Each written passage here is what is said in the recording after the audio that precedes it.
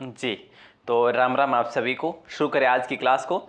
देखिए दोस्तों, पीटीटी का ये मॉडल पेपर जीके का मॉडल पेपर होने वाला है। इसमें आपके Rajasthan GK, India GK, science और करंट जीके शामिल किया गया है। दोस्तों 21 मई पर आधारित ये प्रश्न पत्र बनाया गया है। आपसे निवेदन रहेगा, आप इस क्लास के आखिर तक जुड़े रहेंगे। मैं सुपरफास्ट करवाऊंगा आपको और आपका समय बिल्कुल भी खराब नहीं करूंगा, ठीक है। ओके, ये जो है ना 14 नंबर का मॉडल पेपर है। इससे पहले हमने कुल 13 मॉडल पेपर पढ़ लिए हैं। ओके दोस्तों, शुरू करते हैं। और वैसे ये आपका 7 बजे सामान्य ज्ञान का मॉडल पेपर होता है, सभी को बताएं। 9 बजे टीचिंग एप्टीट्यूड क्लास होती है, 5 बजे सामान्य हिंदी है, 8 बजे राजस्थान जी के सुपर फास्ट ये क्लास है, जिससे पढ़कर आप अपने सिलेक्शन को न्योता दे सकते हैं। दोस्तों पीटीटी का प्रश्न बैंक जो आप ले सकते हैं राजस्थान 360 के नाम से है, अपना ऐप है, यहाँ से आपको ये लेना होता है अगर आप मतलब इंटरेस्टेड हैं तो। और वेबसाइट का जो फ्री कोर्स है ये तो आप ले ही सकते हैं, इस पर तो कोई शुल्क नहीं है। राजस्थान क्लासेस आपको टाइप करना है, गूगल में जाके मिल जाएगा फ्री कोर्स। सब्सक्राइब ज़रूर करिएगा, पहली बार हो चैनल पर तो।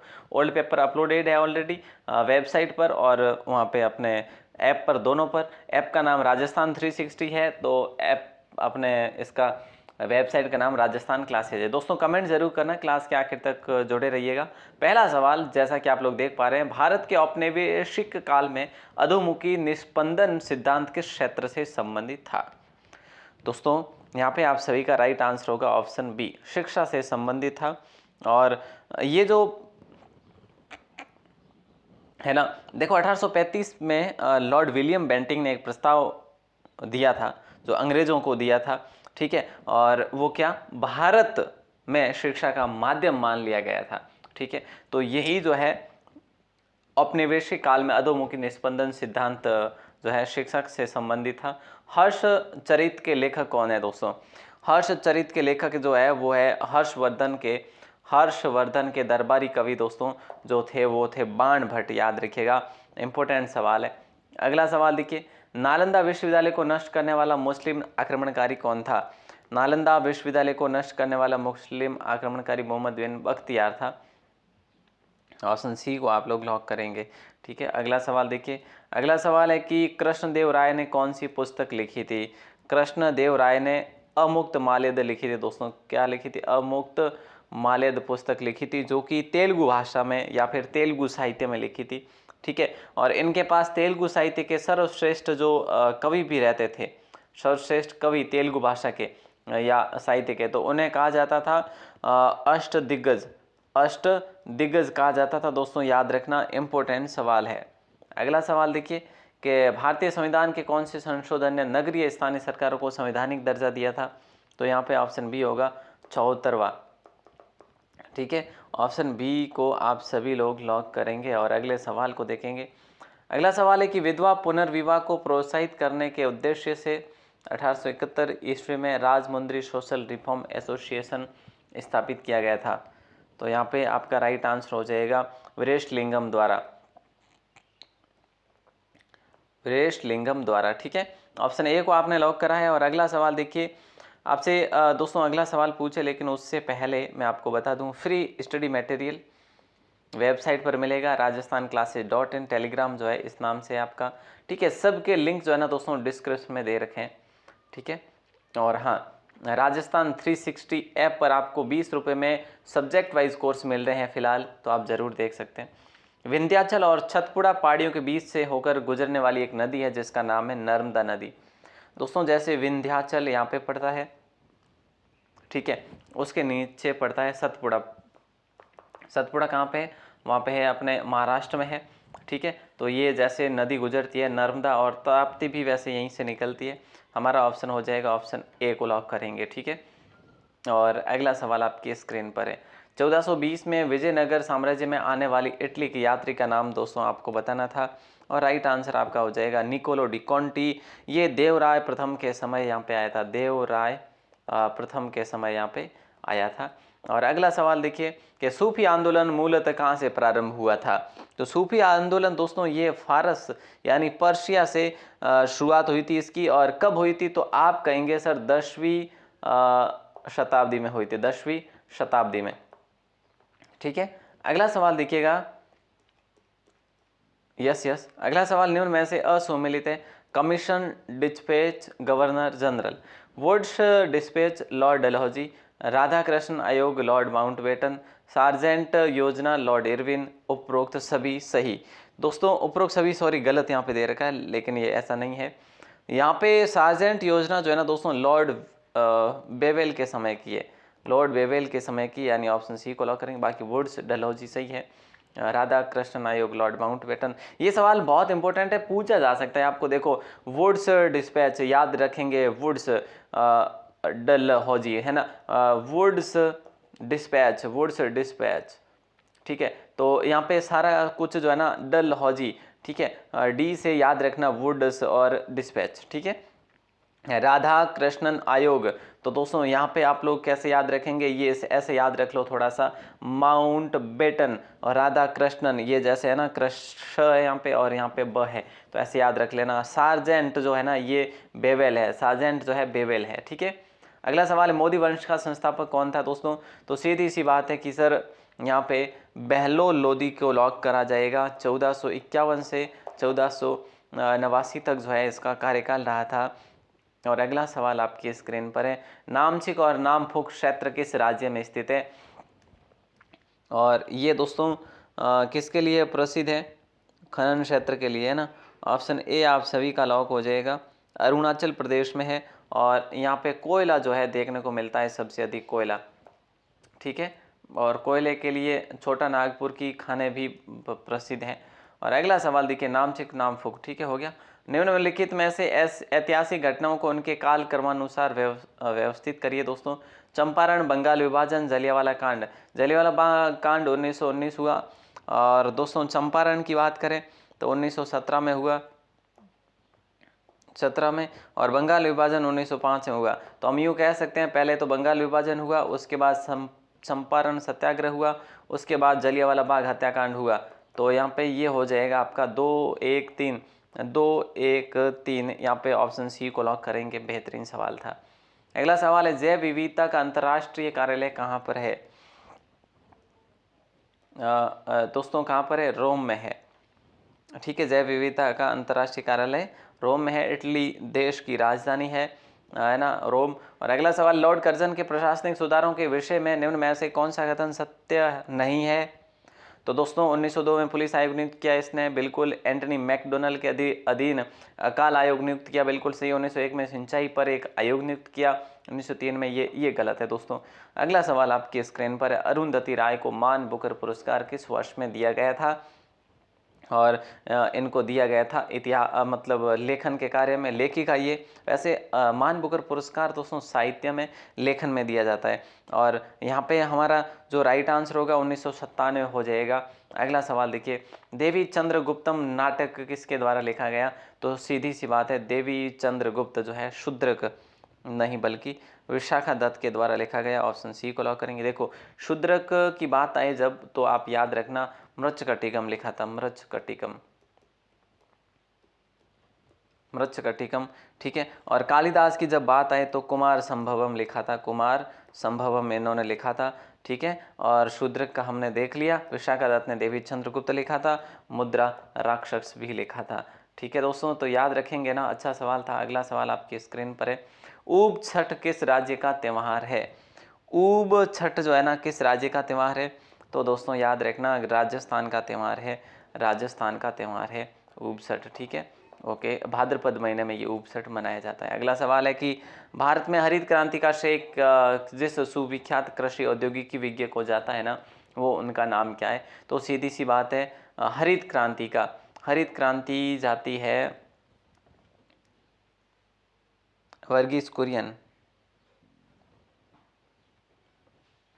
दोस्तों यहाँ पे आपको ऐसा नहीं लग रहा कि ये जो टाइप हुआ है गलत हुआ है, यहाँ पे श्वेत क्रांति आना चाहिए था, श्वेत क्रांति। भारत में श्वेत क्रांति का श्रेय जिस सुविख्यात कृषि औद्योगिकी विज्ञ को जाता है ना, उनका नाम वर्गीस कुरियन है। जब हरित क्रांति पूछा जाए ना, हरित क्रांति, तो दोस्तों याद रख लेना हरित क्रांति जो है ना आपका, हरित क्रांति उनका नाम है स्वामीनाथन, ठीक है। तो स्वामीनाथन को हरित क्रांति का जनक कहा जाता है, और श्वेत क्रांति का जनक डॉक्टर वर्गीस कुरियन को कहा जाता है। अगला सवाल है सरदार सरोवर परियोजना से कौन से राज्य लाभान्वित हो रहे हैं? सरदार सरोवर से दोस्तों देखो मध्य प्रदेश, महाराष्ट्र, गुजरात और राजस्थान। ठीक है, ऑप्शन सी आप सभी का लॉक हो जाएगा। चारों राज्य जो है यहाँ से लाभान्वित हो रहे हैं। भारत छोड़ो आंदोलन के दौरान समानांतर सरकार का गठन कहाँ किया गया था? भारत छोड़ो आंदोलन के दौरान, तो यहाँ पे ऑप्शन डी है जो आप सभी का लॉक होगा। ऑप्शन डी, बलिया को लॉक करेंगे दोस्तों। किसको? बलिया को। ठीक है, अगला सवाल देखिए। अगला सवाल देखिएगा, क्या पूछा जा रहा है आपसे कि राष्ट्रीय संविधान के किस अनुच्छेद के अंतर्गत राष्ट्रपति संविधान के किस अनुच्छेद के अंतर्गत राष्ट्रीय आपात स्थिति घोषित कर सकता है? 1967 में दोस्तों हमारे यहाँ पे राष्ट्रपति शासन लगा था, 1977 में भी लगा था और 1980 में भी लगा था, है ना। तो ये चीज़ भी आप लोग याद रखेंगे। यहाँ पे ऑप्शन है जो ए है जो आपका सही आंसर होगा, 352 के तहत जो है लगा सकते हैं। अगला सवाल है देवदास बंजारे किस क्षेत्र से जुड़े हुए हैं? देवदास बंजारे जो है ना दोस्तों ये पंथी नृत्य से जुड़े हुए हैं, यानी ऑप्शन बी आप सभी का लॉक होगा। राष्ट्रीय संघर्ष के दौरान प्रसिद्ध समाचार पत्र केसरी का संस्थापक और संपादक कौन था? दोस्तों केसरी, तो हम लोग यहाँ पे क्या करेंगे, यानी ये राष्ट्रीय स्तर की बात हो रही है, ठीक है। तो लोकमान्य तिलक ने केसरी का जो है संपादन भी किया था, संस्थापक भी यही रहे थे, ठीक है। ये बात है 1881 की, बम्बई से इन्होंने शुरुआत करी थी। एक केसरी नाम था और एक मराठा नाम था, ठीक है। ओके सर, बहुत अच्छा सवाल है। केसरी जो थी ये मराठा भाषा में थी, ठीक है, और मराठा नाम से जो था वो मेरे ख्याल से इंग्लिश भाषा में थी। अगला सवाल आपकी स्क्रीन पर है, जल तरंगों की प्रकृति होती है। दोस्तों जल तरंगों की प्रकृति कैसी होती है? अनुप्रस्थ और अनुदैर्ध्य, यानी ऑप्शन सी आपका लॉक होगा। अगला सवाल देखिए कि इंदिरा रसोई योजना का विस्तार ग्रामीणों तक किया जाएगा जिसकी संख्या बढ़ाकर कर दी गई है। कितनी कर दी गई है? इंदिरा रसोई योजना का विस्तार ग्रामीणों तक किया जाएगा जिसकी संख्या बढ़ाकर 2000 करने की घोषणा कर दी गई है। ये 2023-24 के बजट में की है। अगला सवाल देखिए कि बजट 2023-24 के अनुसार प्रदेश के कितने विद्यालय क्रमोन्नत होंगे? 300 विद्यालय दोस्तों क्रमोन्नत होंगे, यानी कि ऑप्शन सी आप सभी का सही आंसर होगा। और अगला सवाल है, महिलाओं को रोडवेज बसों में यात्रा करने पर किराए में कितने प्रतिशत की छूट दी गई है? तो 50% की छूट दी गई है, यानी ऑप्शन सी आप सभी का लॉक होगा, सही आंसर होगा। आमेर का कौन सा शासक जो है अकबर के नवरत्नों में से एक था? तो दोस्तों वो थे मान सिंह, ठीक है। देखो यहाँ पे ध्यान देना, भारमल के पुत्र कौन थे? भगवंत दास के पुत्र कौन थे? मान सिंह, ठीक है। ऐसे आपको याद रखना है। ये वैसे इन तीनों ने अकबर की सेवा की है। अगला सवाल देखिए। अगला सवाल देखिएगा कि अकबर ने राजपूतों के साथ विवाह करते हुए कौन सी नीति अपनाई थी? और सबसे पहला जो है ना, देखो राजपूत और हम कह सकते हैं मुस्लिम विवाह जो हुआ था, मतलब जो मुगल समय में, ठीक है, वो अकबर के साथ हुआ था। और ये राजस्थान से विवाह नीति किसने अपनाई थी? ये अपनाई थी भारमल ने, ठीक है। ओके, सुलह कुल की नीति हो जाएगा, ऑप्शन बी आपका लॉक होगा। चंद्रवरदाई ने राजपूतों की उत्पत्ति कहाँ से मानी है दोस्तों, बताइए। तो चंद्रवरदाई ने राजपूतों की उत्पत्ति मानी है अग्निकुंड से। अग्निकुंड से यानी 4 जनों को मानी, आप सभी को पता है ना, जैसे चौहान, चालुक्य, प्रतिहार, है ना, और परमार। ये जो है ना चारों की उत्पत्ति कहाँ से मानी है? अग्निकुंड से मानी है, ये याद रखिएगा आप लोग। और अगला सवाल देखिए कि प्रमुख लवणीय स्रोत कौन सा है? दोस्तों लवणीय स्रोत वो होते हैं जो नमक युक्त होते हैं, जहाँ पर नमकीन जैसी जो है हमें नमक युक्त पानी देखने को मिलता है, वहाँ का पानी भी है और वहाँ पर नमक भी प्राप्त होता है। तो वो पचपदरा भी है, सांबर भी है, डिडवाना भी है। डिडवाना नागौर है, सांबर जयपुर है, पचपदरा बाड़मेर है। ऑप्शन डी आपका लॉक होगा। गढ़बींटली दुर्ग किस दुर्ग को कहा जाता है दोस्तों? गढ़बींटली दुर्ग, गढ़बींटली ये कहा जाता है तारागढ़ को। तारागढ़ दुर्ग कौन सा है सर? तारागढ़ दुर्ग है ये अजमेर वाला। ऐसा नहीं कि आप लोग ये बूंदी वाला समझ लो, ना जी, ये है जो अजमेर वाला गढ़बींटली दुर्ग, तारागढ़ जिसे कहते हैं, और अगला सवाल आपके, इसको राजस्थान का हृदय भी कहा जाता है दोस्तों, इसको अरावली का अरमान भी कहा जाता है, राजपूताने की कुंजी भी कहा जाता है, राजस्थान का जिब्राल्टर भी कहा जाता है, अजमेर दुर्ग भी इसे कहते हैं। राजस्थान में राज्यपाल का पद कब सृजित हुआ था? दोस्तों राज प्रमुख का पद अगर पूछे तो वो कब सृजित हुआ था? वो हुआ था 30 मार्च 1949 को। ठीक है, और ये राज्यपाल का पद कब हुआ था सृजित? तो ये हुआ था आपके 1 नवंबर 1956 को हुआ था। ठीक है, ये बेहतरीन सवाल था। सबसे पहले गुरमुख निहाल सिंह बने थे, अगर याद हो आपको तो। सिवाना दुर्ग का निर्माण किसने करवाया था? दोस्तों वीर नारायण परमार को लॉक कर दे क्या? हाँ सर, करना ही पड़ेगा, ऑप्शन ए को लॉक करेंगे। ठीक है, 56 की पहाड़ियों में ये मतलब निर्मित हुआ है, और यहाँ पर नाडोल के चौहानों का अधिकार रहा था। इस दुर्ग पर 2 साके भी हुए हैं। ठीक है, अलाउद्दीन ने इसको जीत कर नाम अपना रखा था खैराबाद, पता है ना? Yes yes yes yes. अगला सवाल है, अंग्रेजी शासन के दौरान किस दुर्ग में जयनारायण व्यास को बंदी बनाया गया था? अंग्रेजी शासन के दौरान किस दुर्ग में जयनारायण व्यास को बंदी बनाया गया था? तो सिवाना दुर्ग होगा, और सिवाना दुर्ग में 2 साके हुए दोस्तों। और इसी दुर्ग की बात करें तो मैंने आपको बता दिया कि भाई इसका नाम खैराबाद रखा था अलाउद्दीन खिलजी ने। और ये देखो, जालोर दुर्ग की कुंजी कहा जाता है इसे, मारवाड़ के शासकों की शरण स्थली भी कहा जाता है इसे, ये भी याद रखिएगा। पवनानुवर्ती बालू का स्तूप को क्या कहते हैं दोस्तों? जो पवनानुवर्ती, पवन के आरेख पर चलने वाली, जैसे हम कहेंगे रेखीय बालू का, है ना, रेखीय स्तूप कहेंगे दोस्तों, याद रखना। ये जो है ना मुख्य रूप से जैसलमेर, जोधपुर और बाड़मेर 3 बड़े जिलों में ये है जो देखने को मिलते हैं। अगला सवाल देखिए कि कौन सा बालू का स्तूप महिलाओं की हेयर पिन की तरह होता है? तो ये जो है ना, ये पैराबोलिक बालू का स्तूप हो जाएगा आपका। कौन सा? पैराबोलिक, यानी ऑप्शन सी पैराबोलिक। महिलाओं की hair pin, hair pin, pin यानी पैराबोलिक। ठीक है, ऐसे याद रख सकते हैं आप लोग इसे। और अगला सवाल आपकी स्क्रीन पर है, मानव शरीर में संक्रमण को रोकने में मदद करने वाला विटामिन कौन सा है? और दोस्तों ये आप जरूर पढ़ लेना, मानव रोग, है ना, मानव रोग और उसके निवारण, और ये विटामिन, प्रोटीन, ये अच्छे से ज़रूर पढ़ के जाना, यहाँ से एग्ज़ाम में सवाल ज़रूर बनेगा। ठीक है, ओके। ये जो मानव रोग वाली सारणी है ना, पूरी याद कर लेना आप लोग। यहाँ पे ऑप्शन ए है जो आपका सही आंसर होगा, है ना। विटामिन ए का वैसे रासायनिक नाम क्या है? रेटिनॉल है ना। और इसकी कमी से होने वाला रोग कौन सा है? रतौंधी। ये यही सारणी आपको याद करनी है, जैसे यूँ। ठीक है, इससे होने वाला रोग कौन सा है, इसका रासायनिक नाम क्या है, ठीक है, और इसके निवारण के लिए हमें क्या करना चाहिए, ये सारणी आपको याद करनी है। अगला सवाल है कि किसी गैस में उत्पन्न ध्वनि तरंग सदैव होती है? तो देखिए दोस्तों, कैसे होती है वो होगी अनुदैर्ध्य। ऑप्शन ए आपका लॉक होगा। अगला सवाल देखिए कि स्रावी, मसूड़े और भंगूर हड्डियाँ किसकी कमी से होते हैं? तो ऑप्शन ए आपका लॉक हो जाएगा, विटामिन सी।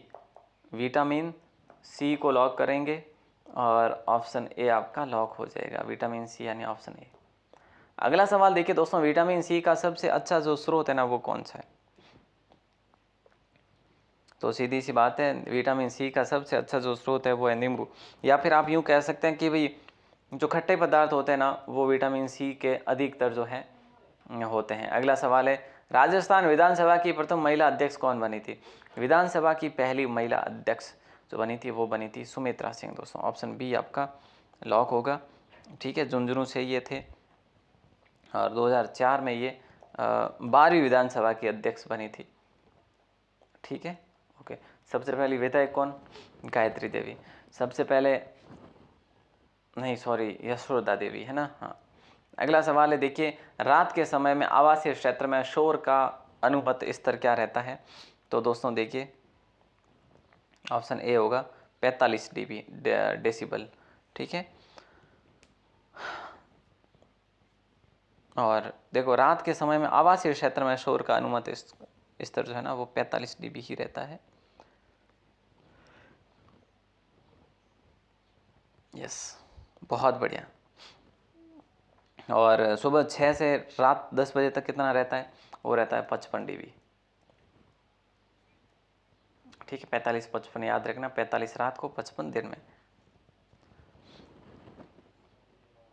अगला सवाल है, यदि एक व्यक्ति केवल दूध, अंडों और रोटी का आहार करता है तो उसे कौन सा रोग हो सकता है? केवल इतना ही वो अगर करता है तो उसको विटामिन सी का रोग हो सकता है, ठीक है। और खट्टे पदार्थ जो है वो विटामिन सी के आहार है। अगला सवाल देखिए कि महाभारत काल में त्रिगर्त नाम से प्रसिद्ध क्षेत्र कौन था? जैसे त्रिगर्त के नाम से जाना जाता था, वो क्षेत्र है दोस्तों तिजारा, ठीक है। तो याद रखना, ऑप्शन ए को लॉक करेंगे। और तिजारा जो है ना, ये अलवर में पड़ता है, और अलवर में तिजारा का किला भी है, ठीक है। तो ये चीज़ें याद रख लेना। और तिजारा में एक मज़ार भी है, गदन शाह पीर की मज़ार। अगला सवाल है देखिए, छिली हुई सब्जियों को धोने से कौन सा विटामिन निकल जाता है? छिली हुई सब्जियों को धोने से कौन सा विटामिन दोस्तों निकल जाता है? तो विटामिन सी को लॉक करेंगे।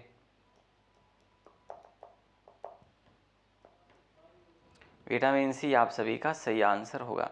मनोहर थाना दुर्ग किस नदियों के किनारे स्थित है? देखिए दोस्तों, मनोहर थाना दुर्ग जो है ना, किस नदियों के किनारे स्थित है? तो ये आपका आखिरी सवाल है आज की क्लास का। कालीखोर परवन नदी हो जाएगा आपका राइट आंसर।